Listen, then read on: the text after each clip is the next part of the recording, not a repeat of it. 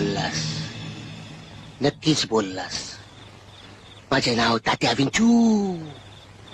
कसं काय बोलला?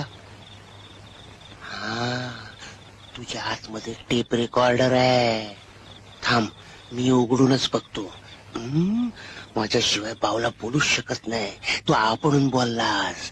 थांब, तुझ्या आतली बॅटरीच काढून टाकतो. तुला दाखवतो. ओम फट स्वाहा.